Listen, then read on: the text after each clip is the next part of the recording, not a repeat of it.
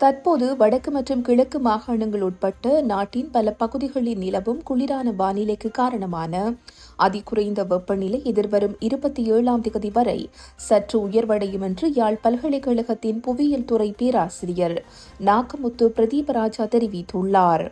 இது தொடர்பில் அவர் வெளியிட்டுள்ள பதிவில் குறிப்பிட்டுள்ளதாவது, தற்போது வடக்கு மற்றும் கிழக்கு மாகாணங்கள் உட்பட்ட நாட்டின் பல பகுதிகளில் மாலையில் இரவில் நிலவும் குளிரான வானிலைக்கு காரணமான அதிகுறைந்த வெப்பநிலை எதிர்வரும் 27 வரை சற்று உயர்வடைய உள்ளது. இதனால் இன்று முதல் எதிர்வரும் 27ஆம் தேதி வரை குளிர் நிலைமை சற்று சீரடையும் என்று எதிர்பார்க்கப்படுகிறது.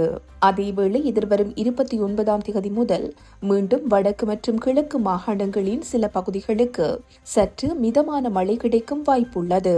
குறிப்பாக வங்காள விரிகுடாவில் இலங்கைக்கு தென்கிழக்கு திசையில் சிறிய அளவிலான வளிமண்டல மேலடுக்கு சுழற்சி ஒன்று உருவாகியுள்ளது. இது வடக்கு வடமேற்கு திசை நோக்கி நகர்கின்றது. இதன் காரணமாக இன்று முதல் எதிர்வரும் 27ஆம் தேதி வரை வடக்கு கிழக்கு ஊவா மத்திய மேற்கு மற்றும் வடமத்திய மாகாணங்களுக்கு பரவலாக மிதமான முதல் சற்று கனமான வரை மழை கிடைக்க வாய்ப்புள்ளது. அதேவேளை இன்றும் பிற்பகலுக்கு பின்னர் கிழக்கு மற்றும் வடக்கு மாகாணங்களின் சில பகுதிகளுக்கு மிதமான மழை கிடைக்க வாய்ப்புள்ளது. எனவே நெல் அறுவடை செயற்பாடுகளை மேற்கொள்ளும் விவசாயிகளும் நெல் உலரவிடும் விவசாயிகளும் இந்த மழை நாட்களை கருத்தில் கொண்டு செயல்படுவது சிறந்தது என்றும் குறிப்பிட்டுள்ளார்.